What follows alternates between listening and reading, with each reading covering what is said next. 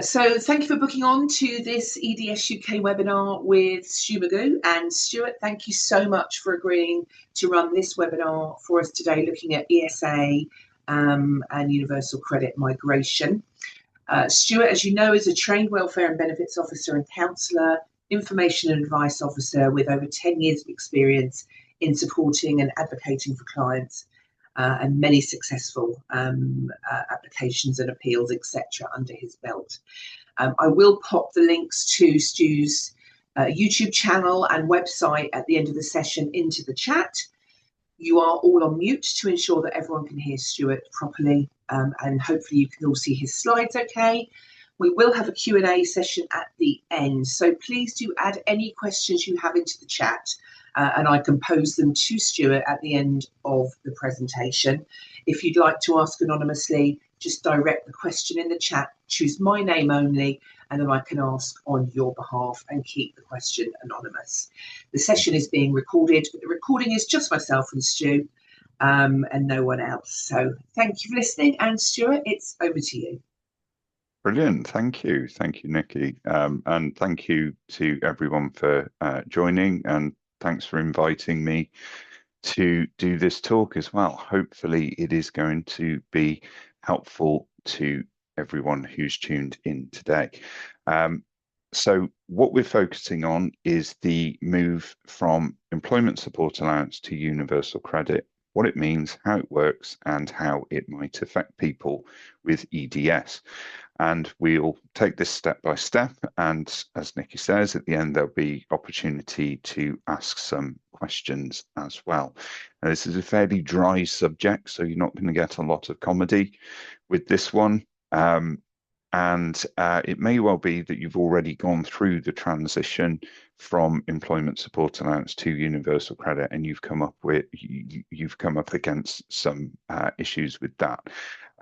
So this hopefully should sort of explain to anyone who hasn't done it or anyone who has had to go through it what the right process is, and if you have come up against any problems in your thing, then again do add that to the chat as well. Sometimes a statement of an experience rather than just a question can actually be quite helpful, because that could be an opportunity for other people to learn from your experience. So please do share. So let's get into it. So I've got this nice choppy transition. I should sort of warn anybody who has, photosensitive, whatever, that's going to happen between each slide.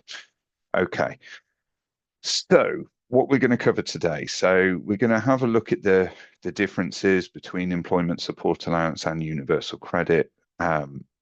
Obviously, if you're receiving employment support allowance, you'll have a bit of an idea of what that's all about. But you may not know what universal credit is like, and so we'll look at the key differences, but as we go through there'll be other differences that we come up against. We'll look at the transfer process. We don't just look at this in one area, it's across the whole discussion today.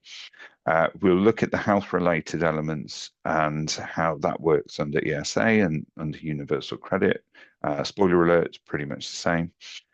And financial impacts as well of moving over to universal credit. There are changes in the way things work.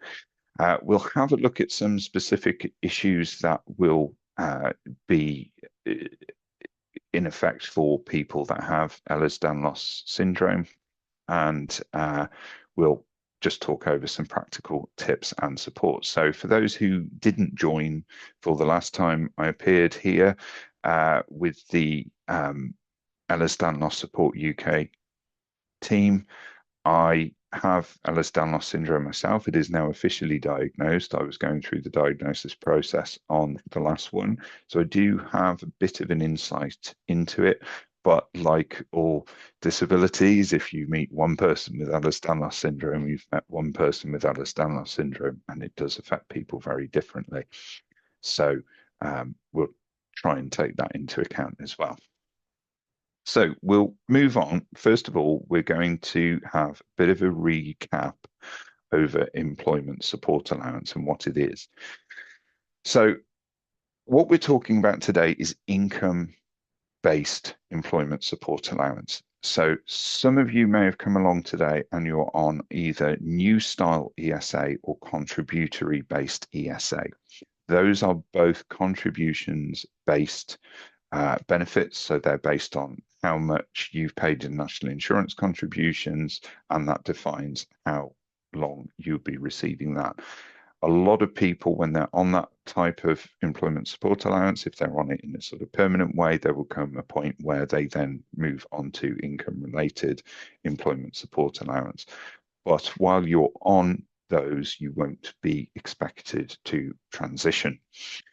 So if you're one of those people, then this may not apply to you, but I would encourage you to stick with us and watch, because there will be important things to pick up on this.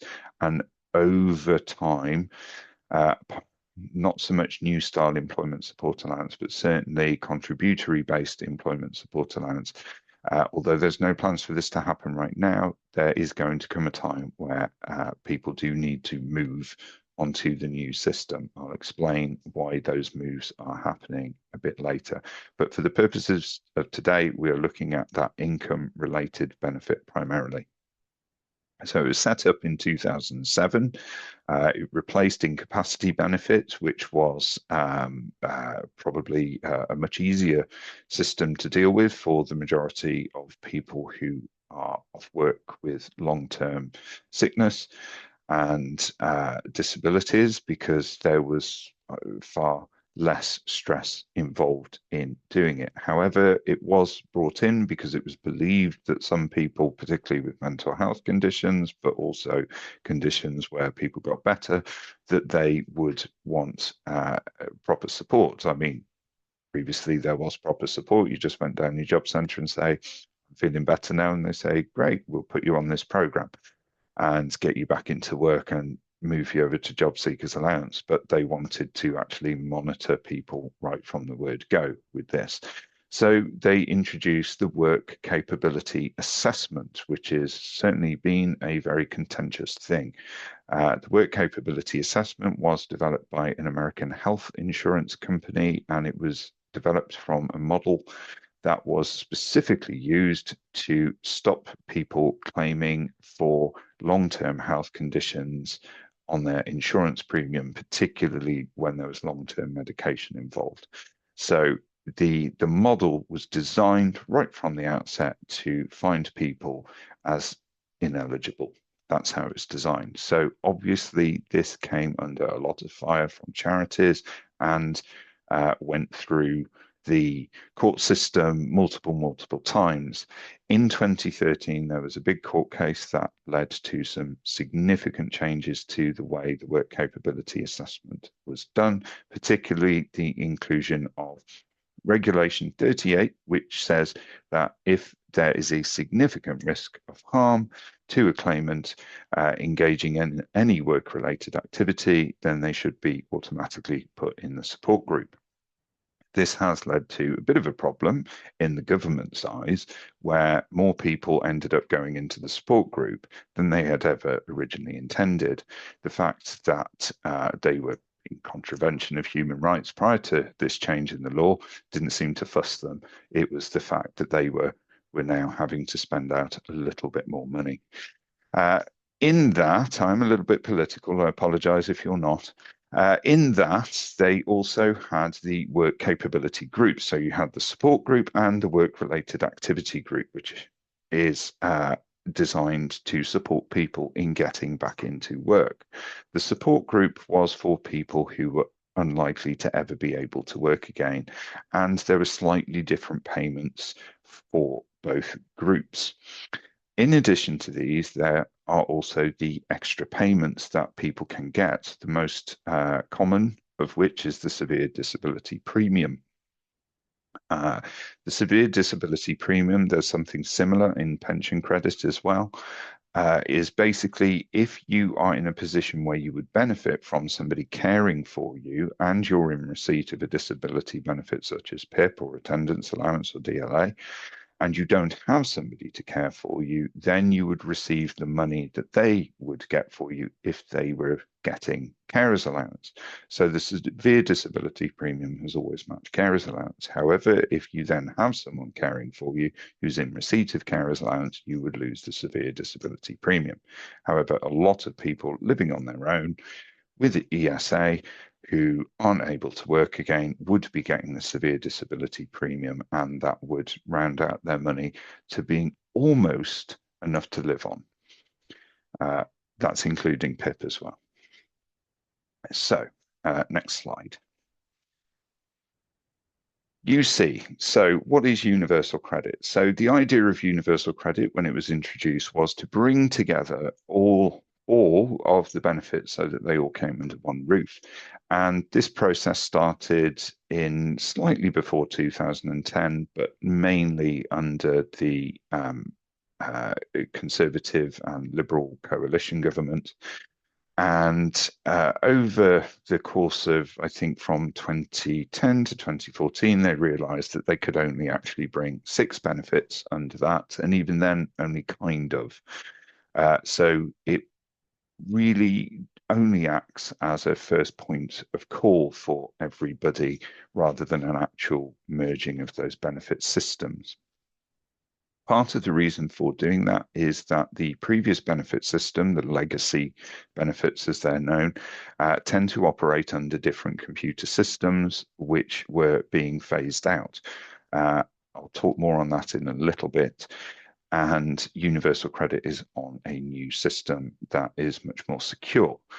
The health-related element of universal credit is basically exactly the same as employment support allowance in terms of the legislation. So all that legislation that was created and fought over in the courts has been transposed into universal credit. So the same rules for assessing the work capability element apply. However, there are differences in terms of the amount of money that's received under universal credit compared to employment support allowance. We will go over those shortly. Another thing about universal credit, which is sort of a bit odd, is compared to ESA, is that you get a single monthly payment. The majority of people on ESA will receive a fortnightly payment. Some people receive it weekly, but they very much are in the minority. However, we will be discussing today as if everybody is receiving the fortnightly payment. The fortnightly payment, in some respects, allows people to budget in a more fluid way. So they can go every fortnight, they know a bit of money is coming in, and they know that once a month their housing benefit and council tax support is coming in as well if they receive that. So it makes it sort of manageable to budget things, which is quite important when you're on a low income and dealing with health problems. The difficulty with universal credit is it has a 5-week wait when you first apply. So with universal credit, they have what they call an assessment period, which is a month period, and a person gets paid at the end of the assessment period. But when you first apply, there is a 1-week cooling off period. This has been attacked a lot by various charitable organisations over the years as being the primary thing that leads people to getting into poverty and debt, and also leading to homelessness. So it is something that people really need to be aware of. However, with employment support allowance and the transition from employment support allowance over onto universal credit, it's very different to losing a job or losing a salary or whatever, and having that 5-week wait. In this instance, for somebody who is transitioning from employment support allowance, if they time when they apply for universal credit correctly, then they can be down to as little as a week without money. Okay, so that money that I'm talking about there is your income money. Unfortunately, housing benefit and council tax support get drawn into universal credit as well. So it all comes out in one payment once a month. And in the first instance, and certainly when universal credit was set up, automatic payments to a landlord were stopped. Now, they have been reintroduced, and you can request this, although with all of the difficulties with transitioning huge numbers of people, often this doesn't happen. But you can do that through the process and identify that if you've already had that as a situation, that you want that to continue and that you want your landlord paid directly. So this has led to some people getting in a bit of a state right when they sign up for universal credit, whether they've come from employment or health problems or whatever it is. That 5-week wait can lead to people being in a position where they can't pay their rent when it's due. So what the government, the DWP, have put in place is what they call an advance payment. So if a person is in financial difficulty, they can have an advance payment, though I caution people against this if they can avoid it. Sometimes it's unavoidable, and if you have to do it, you have to do it. But an advance payment is essentially a compound interest loan against your universal credit award. So how that works is over a period of either 12 months or 2 years, your universal credit monthly payment will be reduced by a certain amount. Now, that amount is set as to what everybody pays back when they have an advance payment, and that, as I say, can be done over 24 months instead of 12 months, where previously it was only over 12 months. But that can affect the amount of money that you get month to month. So that's something to bear in mind as well. So straight away with universal credit, there's some concerns and worries for most people. So let's compare employment support allowance to universal credit. So as I say, we've got a difference between people being paid either weekly or fortnightly versus monthly, which means that most people have to get into some behavioural changes. It's always very difficult for anybody who budgets and is on a low income. There's always too much month at the end of the money. So it is a different way of doing things. Some people are quite used to going shopping as and when they need to when they're on ESA. With this, it promotes that people might need to buy in bulk and plan ahead a bit more with things like shopping, and certainly with dealing with bills, that might change as well. If you're paying for things on a meter card, for example, that can be much more difficult, although I think most people have the option of switching over to bills now anyway, and doing that on direct debit. So there's some thoughts that you need to consider around that side of things. The health element, that's actually very similar, as I said. The ESA groups were previously the support group and the work-related activity group, also known as the RAG.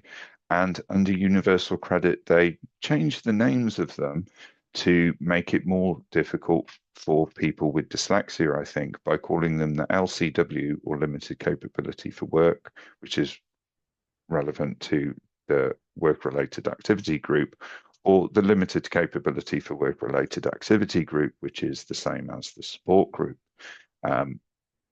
They just love initialisms and acronyms at the DWP, is all I can think, because it does get confusing. So it's important that you know which set of letters applies to you before you move over, so that you can ensure that you're not put into the wrong group through the transition process.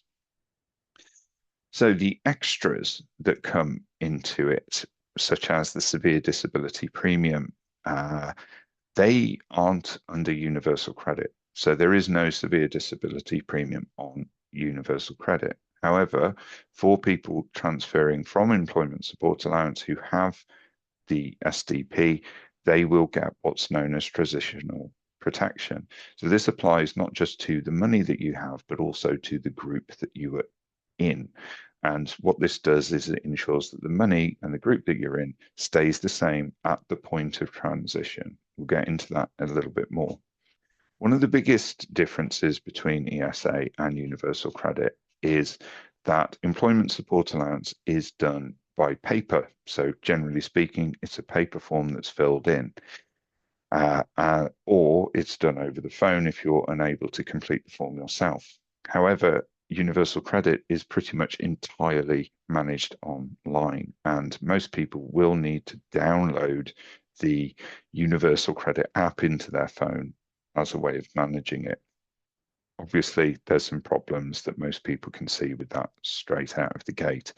One of the notable differences is that for the people who are on ESA, who apply by paper and phone and are in the support group, you get very little contact with the DWP. So generally speaking, you'll get a couple of letters a year telling you if your money's going up in line with inflation and things like that. And occasionally you'll have to redo a work capability assessment. Generally, people in the support group don't have to do a work capability assessment very often, if at all. However, people who are in the work-related activity group might have to do them quite often, maybe even once a year. For most people at the moment who are under either employment support allowance or universal credit, who've been going through the process of a I've forgotten the word now. Good Lord. Work capability assessment, thank you. Are finding that actually they're not being processed much at the minute, and people can be in a bit of a state of limbo at the moment. I'll explain some reasons why that's the case shortly. But as I say, generally speaking, there isn't a great deal of contact from the DWP under ESA. However, under universal credit, there is quite a lot of contact. Most people are assigned a work coach or a job coach, depending on what they're calling it at the time. They will be straight out of the gate invited down to the job centre for a meeting. I'll explain what that's about, and other things as well. There's usually quite a few messages coming through, if not every week, then certainly over the course of a month for anybody who is on the health element under universal credit. So you have to keep abreast of what's going on. Also, you may have to provide information much more regularly to the DWP through your online app, such as fit notes, for example, might need to be put in there. Also, changes to any income that you have, and particularly if you have a joint claim with somebody who you're living with, things like that. So there's quite a lot more interaction with the DWP when you're on universal credit. So the transfer process, this is the thing that sort of gives people a bit of a panic attack when it occurs. Now, obviously, people had communicated to the DWP that they didn't like the brown envelopes coming through the door because it gave them a panic attack. Now, obviously, for most of us, we can see that that's because of what the envelope represents rather than the colour of the envelope. These days, the DWP listened to those concerns and put them in white envelopes.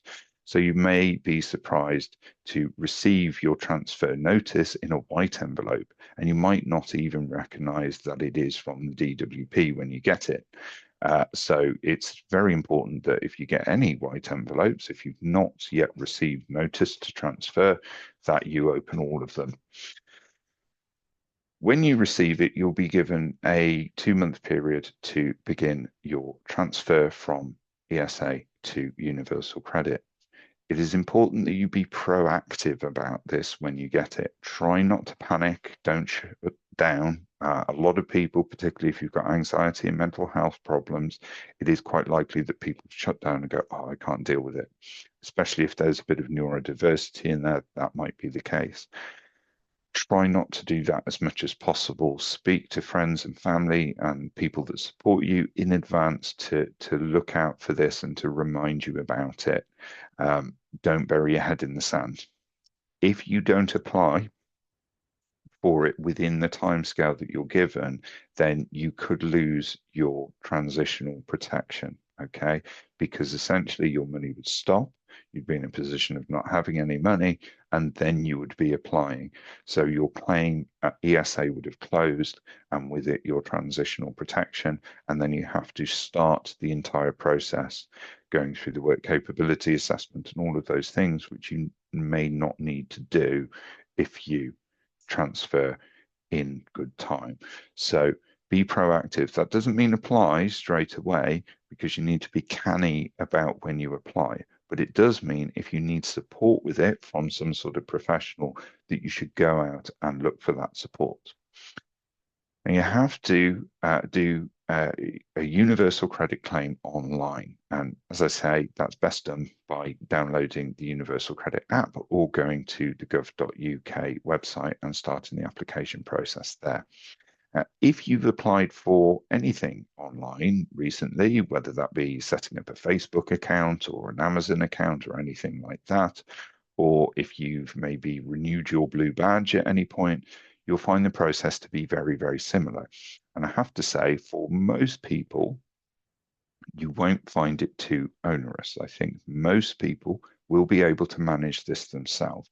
However, there are some areas where there's questions and the wording of questions that might kind of confuse you or catch you out in some way, particularly if you have multiple dependents living with you, or if there's any questions around immigration or anything like that that affect you, then it is worth going through the advice lines and support documents that are out there before you begin the process, or possibly even getting somebody to help you with it if needs be. Okay, so that's the bit where you're going to be proactive. You're going to get out there and you're going to find people that can help you. Okay, submitting a claim online, a lot of people might not have access to the internet or to a computer. Now, local libraries are able to support people with that to a certain extent. But obviously, with this happening in quite such a large way all over the country at the moment, they are finding that their resources and services are a little overprescribed. So again, that's something that you want to kind of get a feel for in your area before you begin the process. As I mentioned, ESA will just stop at the date. So once you've got that transfer notice, that is also when your employment support allowance is going to stop. Now, ideally, universal credit should begin at the same time or a week afterwards. Now, for you to minimize the amount of time that you are without income, what I recommend is that you apply for universal credit either on the day that you receive your employment support allowance payment or the day after. That will give you the closest, maybe the day before too, that will give you the closest amount of time between one change into the other and minimize the amount of time that you're without income. Okay, my words aren't great there, but you know what I mean. It's very important that you do that kind of timing. If you do it sort of between payments, a week between payments, then you could actually end up with 2 to even 3 weeks where you end up with no money at all to cover you, and you're more likely to be in a position of needing to get an advance payment.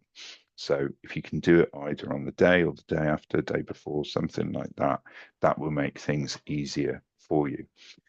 Now it says here, transitional protection may apply. Now, for the majority of people, it does apply, but there are some very odd circumstances where it doesn't apply. I'm not going to be able to tell you what they are and if that applies to you, but generally speaking, if you are living on your own or possibly as a couple with or without some dependents and there's no immigration issues in there, and you're receiving employment support allowance in the usual way, then there shouldn't be any changes to that. You should just get transitional protection. Certainly if you live on your own, and yeah, then more than likely you're going to get that transitional protection, which should keep you in the same group and also in the getting the same amount of money. Okay. So the health assessments. The health assessments are hopefully something that you won't have to go through again if you're in the support group. If you're in the support group under employment support allowance, when you transfer over to universal credit, you shouldn't have to be reassessed. You should be put into the limited capability for work-related activity group. That should all happen. However, with the transition that's happening, there's a few reasons why this transition is happening, but it's having to happen very, very, very quickly. And so originally, when the government was talking about transitioning everybody over to universal credit, the original date for that was 2029. That was the time where everybody would have had to have moved over to universal credit. This was all of a sudden, there was a bit of a change, and it was brought through to the end of 2025 is when the final transition notices should have gone out. So there will be people transitioning in the early part of 2026, but the idea is that by April 2026, everybody who's on employment support allowance should have transitioned over onto universal credit. There's a few reasons for this. One is the computer system. So I mentioned this previously. The employment support allowance computer system is built on outdated Microsoft technology, primarily, I think, Windows 2000, which was a networking operating system and has just gone the way of the dodo. And everything now is based on Microsoft Azure, which is a different and much more secure system. One of the factors that comes into it is the current global problems that we've had. You'll have seen that there's been hacks on the Co-op and Marks and Spencers and things like that. From what we know, those are coming from people in Russia and also China and maybe even North Korea. So this is the thinking around it, is we need to make things much more secure. One of the questions I get asked a lot is, why am I even having to do this? Why can't they just transfer me straight over onto this system? Why do I have to reapply? Why do I have to do that? And it's a really good question, because it is frustrating. We think, well, hang on a minute, modern technology, surely we can transfer all that data over without having to do so. And essentially, yes, we could. We could print out huge Excel sheets from one system and then upload them into the other and then check all the data and make sure it's okay. We could do that. There's a likelihood that something would go wrong during that process, but also GDPR came in 2018 and was further ratified into UK law when we left the EU in 2021. And one of the things that the government needs is consent. It needs your consent to transfer data from one system to another.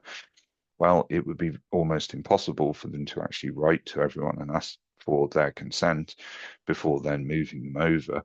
So the easier way of doing that is just ending the one and forcing people to apply, because the act of applying for money is also a form of consent. It's implicit consent.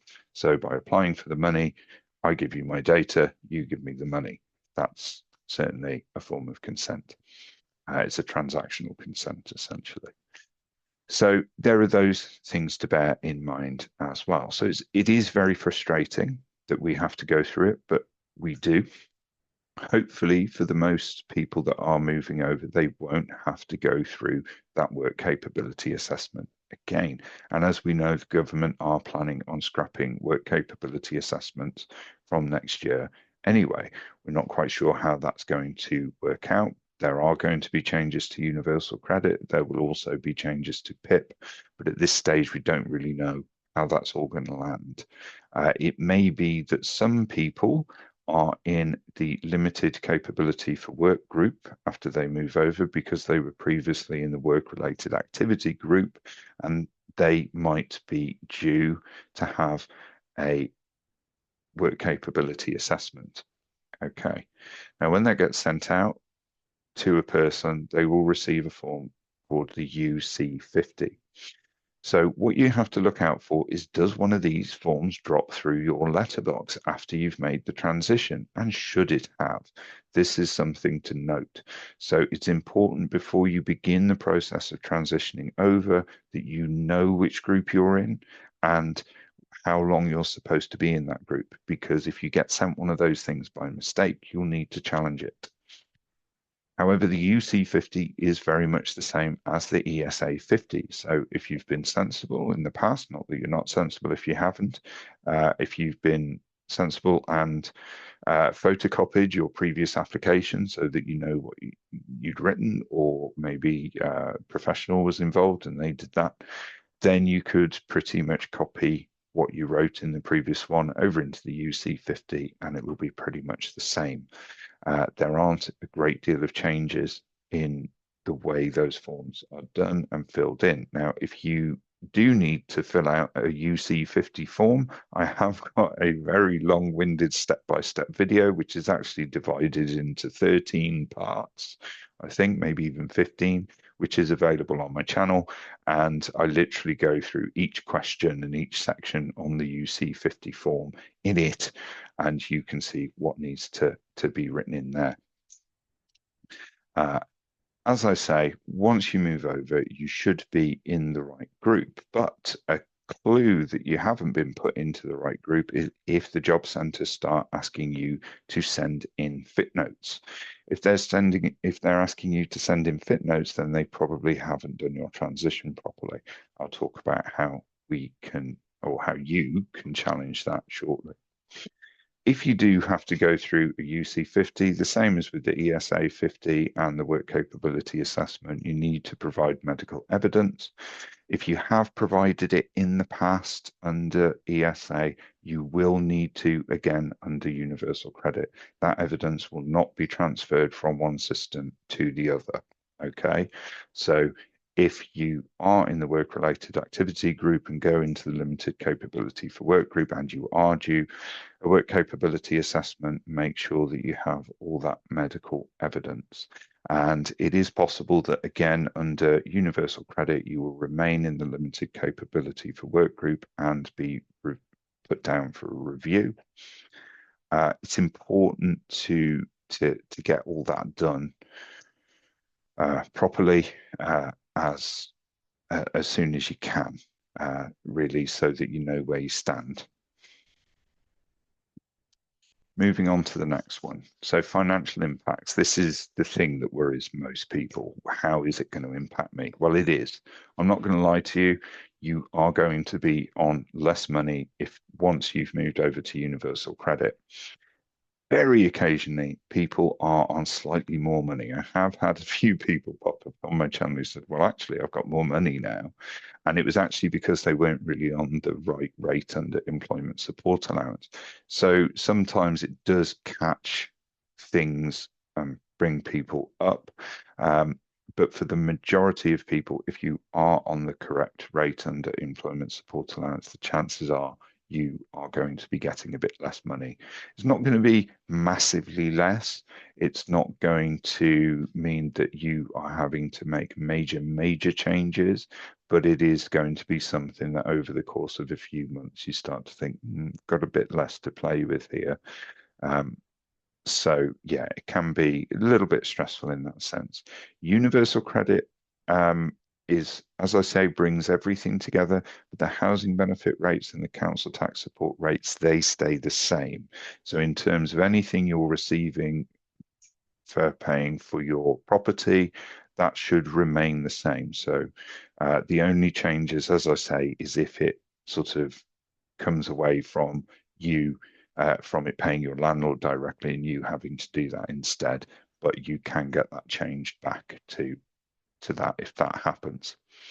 So there will be some monthly budgeting challenges as well, as I mentioned earlier, from switching from that fortnightly thing to that monthly thing. It may be that you are put in a position where you have to apply for universal credit as a household rather than as an an individual person under employment support allowance. So the impact not only of your savings and earnings, also your partner's savings and earnings will come into that together. So it will be assessed on that basis. Now, the important thing to look at as well is that transitional protection reduces over time and could stop altogether with a change in circumstances. Okay, so what do I mean by this? Transitional protection is not linked to inflationary increases. So every year, the DWP, usually in April, increases all of the benefits that are linked to inflation by whatever the inflationary amount was set, which is usually 6 months before, sort of October, September time. The DWP during this period, it's a 6-week period, they'll pick 1 week where inflation is at its lowest during that period, and that will be the week it's based on. So a couple of years ago when inflation was sky high, they picked the week when inflation was at 10.4%, not the week after when it was at 15%, or the week before when it was at 14%. They picked that 1 week when it was 10.4%. And so it was increased by 10.4%, apart from transitional protection. That's not linked, so that doesn't increase at all. So your universal credit amount goes up, your housing benefit goes up, but the transitional protection amount stays the same. Now, if it's only a 1% increase, you're not going to notice it that much. But like that year, when it went up by 10%, then you do notice actually that it doesn't increase at all. So over time, if you have no changes in circumstances over time, eventually your transitional protection will have pretty much disappeared altogether. By that point, universal credit is probably going to have changed to something completely different anyway, but nonetheless, you will see it go down over time. Also, it will stop with a change in circumstances. So this could be something like a dependent that you have reaches 18 and they move out, go to college or get a job or something like that. It could be that you have a partner and they move in or they move out or anything like that. Whatever the change in circumstances is, that will cause your transitional protection to stop. Now, that doesn't mean that you'll be booted out of the group that you're put into. It just means that your money will revert to being what people get under universal credit. And for people that are in the limited capability for work group, which is similar to the work-related activity group, that could be quite a bump. Okay. Other linked benefits might change as well. So carers allowance is one of these areas. So as I mentioned previously, people would be getting the severe disability premium if they didn't have somebody receiving carers allowance who was looking after them. Of course, you won't be getting the SDP if you do have someone with carers allowance looking after you. Could be a family member, quite often it's a partner, sometimes it's a son or a daughter or a parent, things like that.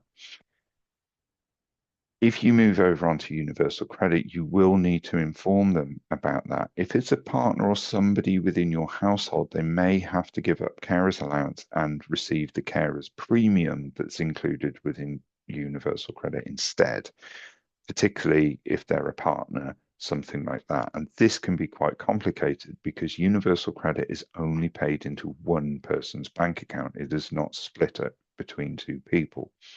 That's fine if you've got a joint account, but if you're two separate individuals, then it's not okay. And as many women's rights organisations pointed out, that's not good for people in an abusive situation either. So that is something to bear in mind. Other linked benefits might be, trying to think of any offhand. I can't, my brain's starting to slow down. But it's, again, this is why it's always good to have professional advice on your specific circumstances, because everybody's circumstances is different, and it's difficult for me to cover absolutely everything.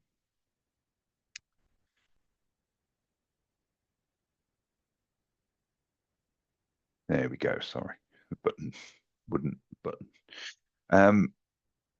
So EDS specific challenges. So with employment support allowance, it's a bit of a different beast to personal independence payment. Personal independence payment, when we did that talk, I was able to go into a lot more detail as to how, with each section and each question, a person with Ehlers-Danlos syndrome might have common things that they would experience that we could look at putting into that application that would not be the case for somebody else who was applying with a heart condition, for example. That's not really the case with employment support allowance. Employment support allowance isn't looking at how your disability or health condition affects you and the impact it has. It is simply looking at whether you can work or not. Now, the government are trying to convince everybody that whether you can work or not is not a binary thing. Unfortunately, they're not going to be able to, because that's an illogical nonsense. It's a bit like being pregnant. You're either pregnant or you're not. You can work or you can't.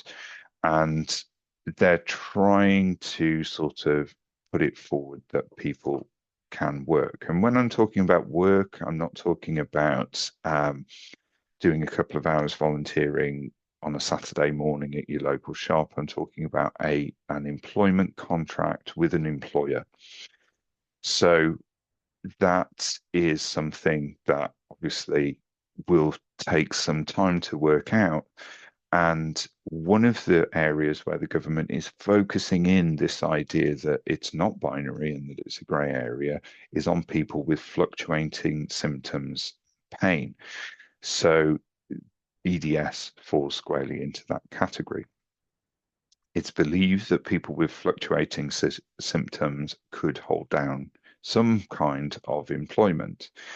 Now, some of us can. I do work myself, a lot of people do, and we're able to in a part-time way here and there. And for those who want to do that, yes, they should be supported to do so. But for quite a significant number of people, those fluctuating symptoms are actually more of a problem more often than they are less of a problem less often. So it's something that you can only judge for yourself and alongside your medical professionals as to whether you are able to work or not. And for most people with EDS, we do have other conditions as well. We don't just get EDS. Oh no, here's a bunch of other stuff as well. Thank you very much. So you have to look at the entire picture. One of the things that has probably helped many of you that are watching this or people that I've spoken with in the past is clause 38, where there's a substantial risk of harm to somebody if they were to be working in any kind of job. Some people will have benefited from that. With the changes that are coming in April and the changes to the work capability assessment, that legislation, they are looking at changing that again. And I think that will end up going through the courts and we'll end up getting it put back to how it is now. But we're still having to go through that process. And that is something that will be a focus under universal credit from 2026 onwards. Most people from that point onwards, even if they came from the legacy system, might be in a position where they find that their job centre is pressurising them, even if they're in the limited capability for work-related activity group, to find some sort of work. Now, as it stands, the changes that were brought through with the green paper in the summer, one of the agreements to get that through was that most of those changes would not affect people on employment support allowance who are transitioning over to universal credit, and that is certainly going to be the case for 2026. However, whether it's the case in 2027 or 2028 is a different matter. Certainly there is the TIMS review going on in at the moment, and there's a lot of queries over that, of course. And we don't know what that's going to look like, but when the TIMS review is completed, which I think will be about this time next year, that will then lead to more changes to PIP and more changes to universal credit. So this is something that you need to understand your condition and what you can do and what you can't do, and build up medical evidence in support of that if you don't have that already. It may well be that you are asked to attend appointments at the job centre. And in fact, you definitely will be asked to attend, first of all, to do your ID. So they'll want to see you face to face with your ID. This is really important that you think about this. A lot of us use wheelchairs, mobility scooters. We need support to even travel from one place to another. We have to think about that. So when that notice comes through, and it will come through usually within 2 to 3 weeks of you making your application, it's ideally done before the first payment is made. You need to be proactive again once that comes through. When that comes through, you need to get in touch with your local job centre about what parking is available, what disability parking. I mean, certainly in Worcester, well, I don't live in Worcester anymore. I live in Hereford, but in Worcester, where I'm used to living and working, there was nothing available for people. So that made it very difficult. They had to arrange taxis, particularly wheelchair taxis, things like that. Very hard work just to get in there and show them. Literally, it's a 10-minute appointment. They sit down, they check your ID, they take copies of it, they give it back to you, and off you go. Previously, that was done through, during COVID, it was done through some sort of app thing that would scan your passport on the phone. But what that led to was a huge amount of benefit fraud by criminal gangs, because it was an easily exploited system. So that's not done anymore, and they prefer to see you face to face, which is understandable, but not easy to do. However, you do have rights for reasonable adjustments, and you should request them if you need them. It is a digital by default system for anybody who has difficulty with their vision or with their dexterity using hands, or, brain fog, things like that. That can be a real challenge. Also, if you're on low income, do you have access to the internet and things like that? So again, that is something that you need to ask in terms of reasonable adjustments if you need things provided to you in a different way. It is very difficult to get them to come around to doing things over the phone with you. The Universal Credit Call Centre is separate, but your job centre handles your Universal Credit application. So it's a bit strange in that you'll phone the main number and you'll go to a call centre, but in this situation you end up with anyway. So some things you go to your job centre about, some things you go to the helpline about, and most things you will use your journal online to communicate with them. So don't be afraid to ask for reasonable adjustments. It's important that you do. Advocacy and rights with this entire process is very important. So as I say, you've got protections under the Equality Act to have reasonable adjustments and to not be discriminated against. Most people who are going through this transition will be in the same position as you, in that they are disabled and that they have needs and they have rights as well. With every step of the way with this, you are able to challenge or appeal decisions. Okay, so you can do that with anything, particularly important if you're put into the wrong group. Now, later next month, in fact, I'm going to be coming back here to do a talk on appeals and complaints and how to do those. And that is very kind of general. So we'll be looking at how to do PIP appeals, how to do ESA or universal credit appeals or decision challenges and complaints as well. Basically, if they don't get your transition right, it is the job centre that you will be complaining to. It will be your local job centre, or Job Centre Plus, I think they call them now. You will need to contact them directly, either by phone or by post, to get them to change things. The first thing that you should do is make them aware of any impropriety in your transition through your online journal. That's your first step. But if that doesn't get handled properly, then you would take it to the complaint stage, and you would do that with the job centre directly. They are the people making the decisions. Now, I don't want to worry people, but it is important that you look out for this at the earliest stage and don't just let it all happen and think, oh, my money seems a bit low, but I don't know why. I'll assume it's correct. Don't do that, because they are processing it started off at around about 34,000 people a month all across the UK in the transition. That has accelerated to 68,000 people a month at this part of the year. So there are going to be mistakes.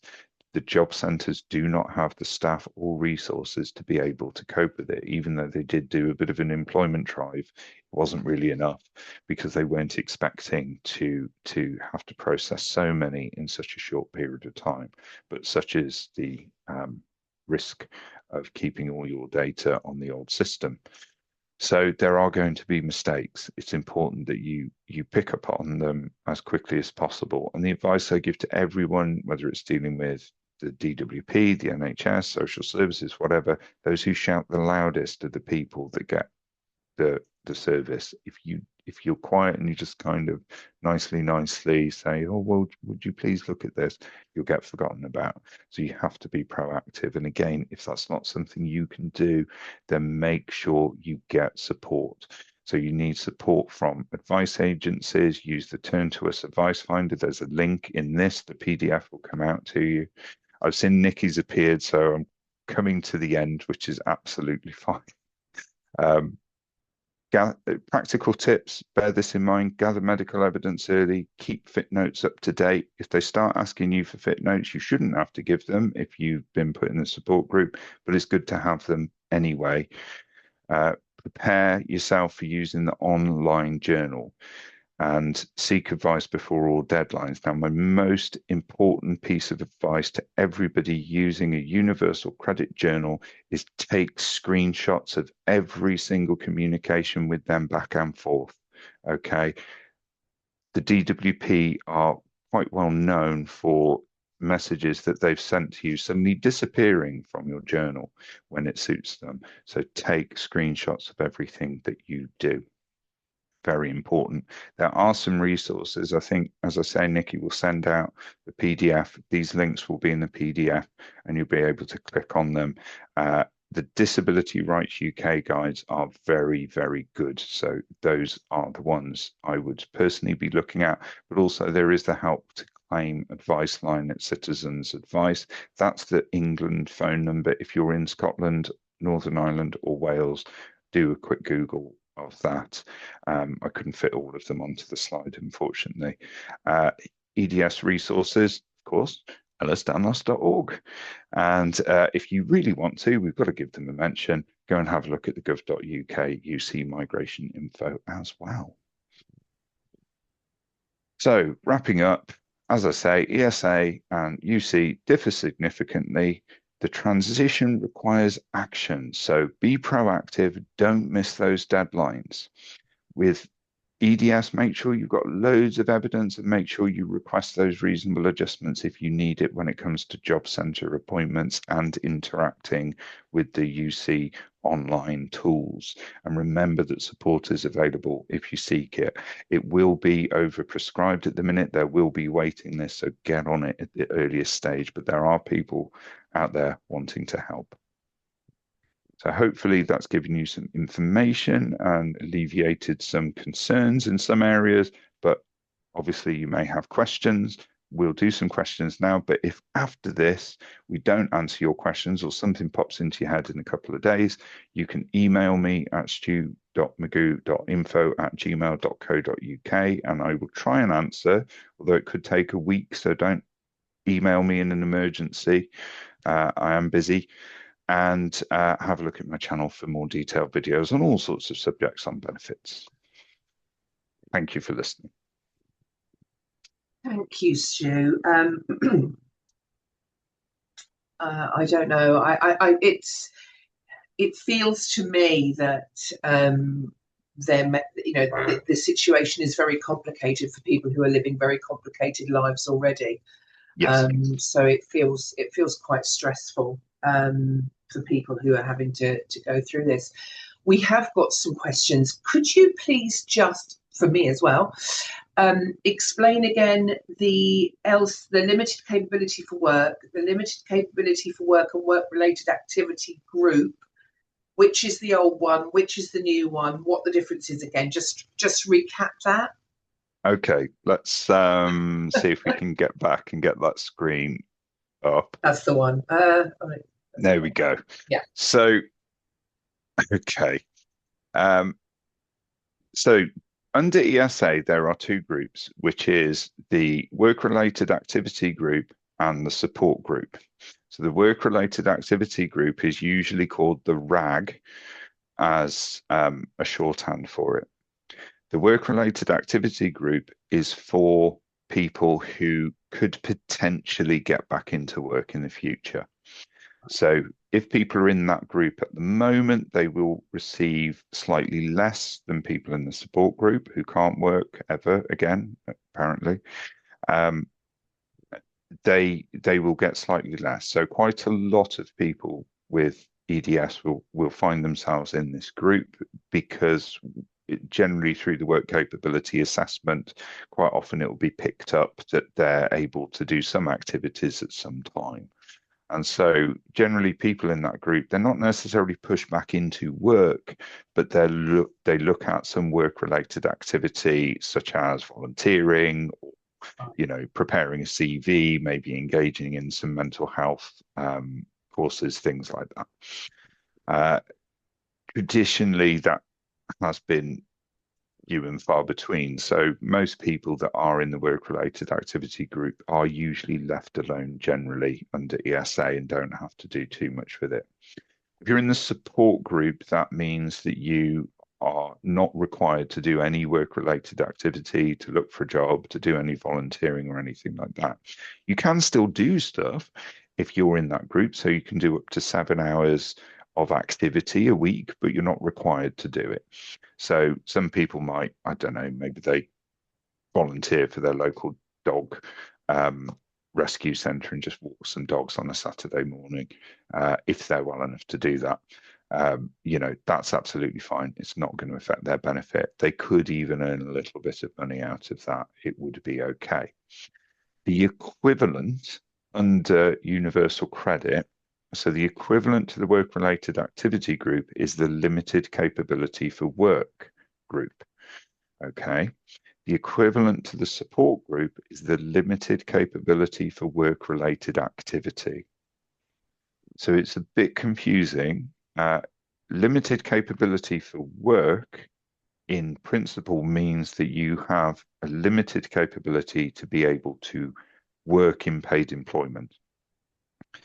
Limited capability for work-related activity means that you not only have limited capability to work in paid employment, but also have limited capability for work-related activity, which could be writing out a CV or doing some volunteering or whatever. So it's the way it's worded is confusing because previously you had two separate groups that had two separate wordings, so you didn't confuse the two generally, but these have got very similar wordings, and the wording of one is in opposition to the wording of the other. So one's saying, well, you've got limited capability for work, and the other's saying, well, you've got limited capability for that work and for work-related activity, as it was under the old system. So it's a really weird titling of those. But basically, the more letters you have in your group, the more likely you are to be in the support group, I think is one way of looking at it. Right. So thank you. That's kind of made it a bit clearer, a little bit clearer for me anyway. So I've got a few questions. If an individual lives with their parent or parents, how can that affect things? Well, it depends on the parent and what the parent is receiving in terms of their income. So if they're receiving a pension, then it that will be looked at as part of the universal credit assessment, but it might be disregarded, possibly, particularly if that pension's a bit low. If they're a younger parent, if they're of working age, then it would have to be assessed as a household for certain. So when you go through the universal credit assessment, anybody that lives in your household, they will have to be looked at. The Right. depth to which they have to be looked at depends on the circumstances, but the only significant difference would be whether that parent was receiving a state pension or not. A person, for example, who had a elderly parent but was receiving a state pension and a very big private pension of some kind and had a lot of money coming in, they're probably not going to be receiving income-based ESA, because under that arrangement in that household, they would look at the household finances and say that household has too much money. So it's the universal credit means test is more in line with housing benefit and that household assessment, or council tax support and the household assessment, than it is assessing the individual. Lovely, thank you. What a lovely problem to have, a household having too much money. But it does take away a person's independence, because Yes, an absolutely. older person, they might have a lot of money, Not but sharing. the person who's, even if they're happy to share it, the person who has the health problem, they want their own money independently to be able to go out, and it's taking and do things, and it's taking away that independence. Yeah. So it's not great, but Yeah, and the autonomy, I guess, as well. Yeah, exactly. no. When sent a migration letter, when it's best to respond? Some people have heard that leave it late as possible without missing the deadline. But I think from what you've been saying is get on with it. What I'm saying is get on with getting all your ducks Right. in a row and thinking about when you want to do it. I can't say that it's better or worse to do it. It's a bit like, having a tooth pulled out. It's that kind of thing. Well, do you leave it in? Do you pull it out? It's not causing me any pain. So, but at the same time, it's starting to rot in my mouth and I could get infected later. Having it pulled out is going to be unpleasant. Shall I leave it until it's a problem? Shall I do it now when it's not? It's one of those decisions that isn't one I can tell you to do, and there's no right or wrong with it as long as it's before that deadline. The only thing that I say to people is just try and time it so that it falls when you're getting paid. So if you want to leave it towards the end, and it might come up that if you're seeking support with it, that you kind of leaving it till then because of the availability of the person supporting you and the waiting list that they have. But if you want to leave it up till then, some people are like, let's just get it over with. It's going to be a nightmare. Let's get on with it. It just depends on your circumstances. There's no real right or wrong answer with that. One of the questions here, I think they might be talking about the applications, but I find it massively stressful making this change, especially it being online, which forcing interaction and having to keep checking if I'm doing what they need when they need it. Is there any flexibility in offline? No. There's really not a great deal of flexibility. You would have to, in terms of the reasonable adjustments, you would have to demonstrate that there was a really significant reason. So a person who had severe sight impairment, obviously they would be able to demonstrate that. And I've seen that people have had to register, because you don't have to register as severely sight impaired. When you're sight impaired, that's up to you. But some people have had to, just so that they've got the evidence to say, well, I can only do this over the phone. They will try their best to get you to manage it online.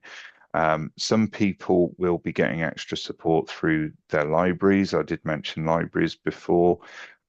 So I've known quite a few libraries have kind of set up kind of universal credit groups and things like that, where they'll meet down there, and either they'll do it on library computers, or they'll have somebody there helping people manage things on their phone, things like that. It's once you've got through the initial process, it's not quite as onerous as you think it's going to be. Sometimes it'll be absolutely fine, and then just all of a sudden, out of the blue, you'll get a message about something. Generally speaking, you're not having to go into your app and check it all of the time. You will get notifications to an email account or to your phone by text message saying you've got a new message, you need to go and check it. It's very similar to the NHS app in that way. So it's not quite as bad as you think, but it is stressful at first, but most people do get the hang out of it after a few weeks. So it has a learning curve. I'm not saying that it doesn't, but try not to panic too much, because actually, if you've got access to the internet and you can use your phone to phone your mum and dad or to send a text message on WhatsApp or anything like that, you won't find it that difficult. I promise. It's actually not that bad. But what I would say is, once you've got the app installed on your phone, take a good bit of time to look at every single area, and maybe a couple of days later go back and do the same again, just so you know where they do every month. You get an assessment of what your income was and how much they're going to pay you, where that appears, so that you can check over it and make sure it's the right amount of money, where your journal is, where your to-do list is, all of those things. There's, I think, 6 sections in the app. When you get it, just go through all of those sections, check everything, and get your head around it. And actually, you'll find it's really quite easy after a while. Do you have to provide medical evidence if there's transitional protection? Not if there's transitional protection. One of your clues that something's gone wrong with your transitional protection is if they start asking you for fit notes or medical evidence. So if you're, for example, if you're in the support group, occasionally people in the support group have to have a review work capability assessment, but not often. If it happens that you were to have one at the time that you do the transition, then that might go through. But generally, people in the support group shouldn't be having a review anyway. If you're in the work-related activity group, you need to check when your last work capability assessment was and when your next one's due. If it's in 2028, then no, you shouldn't be being asked for fit notes or sick notes and providing medical evidence or having a work capability assessment. If it's in 2026, then maybe. But as I say, most work capability assessments are being frozen.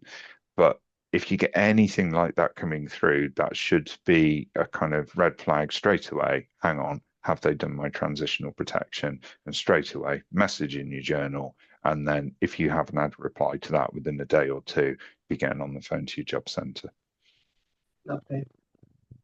Can you extend the deadline from the migration letter? Not really. In really extenuating circumstances, like if somebody's in hospital with a very severe problem, that they can't do it themselves, or that nobody can do it for them because nobody has access, then maybe they might extend it. So there are some cases where people can get an extension, but it's not like with PIP where they just throw extensions out left, right, or centre. They really need to get this done very quickly as far as they're concerned. So they're being less helpful in that area to granting extensions. If you must act on it. You must act on it by the deadline. Otherwise, you might lose that transitional protection. Can ID be checked via the appointee? If you've got an appointee, then yes, that appointee can go down and do it. And that is actually a really good suggestion for anybody who doesn't have an appointee. The only thing to bear in mind is that the appointee deals with everything to do with the DWP. So setting up an appointee for interacting with the DWP is a bit onerous. You can do it through your employment support allowance helpline number, or your PIP helpline number, or universal credit, whichever it is. And normally a form is sent out, or they do it over the phone, one of the two, and they put in an appointee. From then on, everything goes to your appointee. All the letters, they would manage the Universal Credit app. They would do. They would be able to go to the appointments for you. They could take the ID down. One of the difficult things with the ID, however, is they do want to see your actual face in real life. So that is part of it. So you may find that they're a bit sticky over that. And that's one of the few things where they will say, well, okay, we can have the appointee come along and do all the talking, but we need to see your face.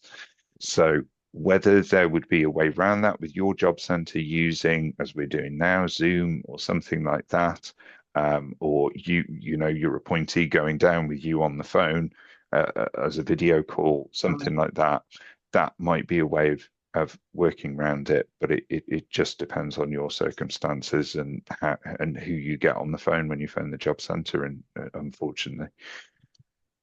Shouldn't be that way, but that's often how it works out. So appointee is a good way to go if you're really struggling with managing things. Definitely, you can have that in place without having to spend all the money out on lasting power of attorney and stuff. Although I do recommend that too. I'm just conscious of time, but is it worth flagging with housing associations to forewarn them and maybe get some leniency support from them? Definitely speak to your housing association. I found supporting people that actually housing associations can be really, really helpful with this transition as it's going on. They may give people a week's grace, and even change.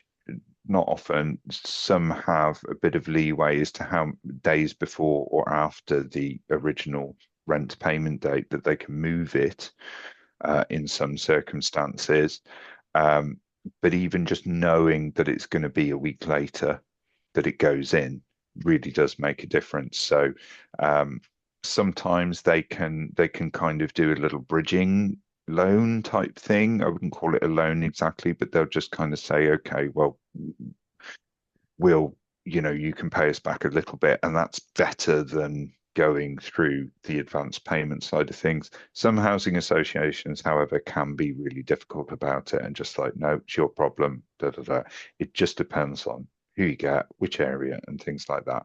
The majority of housing associations actually want to keep those tenancies moving well, getting the money in and things like that. It's of no benefit to the housing agency or anybody really for you to not pay. So they, generally speaking, will help people pay them just in a different way. So definitely contact them at the earliest opportunity when you get that notification. Contact your housing officer if you do have one through the housing association. It just depends on your housing association. I know Platform Housing do quite a lot in the Worcestershire area, and they have both a telephone line and an email. I always say to people, phone them and email them so that they've got both in there, because, if you just email, they'll say, oh, we didn't get your email. But that's Platform. Your housing association might be different. But just communicate with them. More often than not, they're helpful. I'm going to make this the last question because I am very conscious of time, and I think there's been a typo in it, so I'm going to try my best. Hopefully, this person, I'm getting it right. What difference to applying to migrated to universal credits if my husband, who's my carer, was previously on my income-based old style ESA? What difference does it apply? Well, I think the main difference, if he's getting carer's allowance and things. The main difference will be the carer's allowance. So if the two of you are living at home, it's essentially going to be a joint application to universal credit. And they're going to look at the fact that he has carer's allowance, and then they're going to decide, well, do we stop that carer's allowance and start the care component of the universal credit health element? I know that that's caught people out before, where they're getting carer's allowance and the care component at the same time, so you need to be careful of that. But yeah, so that would, like I say, be brought under one banner essentially. So that's what I think I could get from that question. But again, if that person wants to, ping a more detailed question about that to me, let's get to the end. Is everyone going dizzy now? There it is. There's my email address. So you could, if you want to take some more time to write out, because I know it's difficult when you're doing a little chat on Zoom and you think, oh, I missed a word or whatever. I will send these around. If you email me at info@ehlers-danlos.org, I can send these to you. So don't worry about having to scribble it down. And thank you, Stu, for detangling what feels very complicated. Like you say, I think it's like anything. Once you get into it and you've got your app and you get used to it, it's just, I think it's that initial starting point, isn't it? Can feel very daunting. It is. So yeah, thank you so much for that, and thank you everybody for very welcome for joining us today and asking some really great questions as well. Questions that I'm sure everybody was thinking about getting answers to. So yeah, thank you. And Stu, I will see you again, I think, in a couple of weeks' time. And we'll be talking about the reviews and appeals and all of that kind of lovely stuff. Yes. As well. So another great one coming up. So thank you so much, and everybody enjoy your weekend.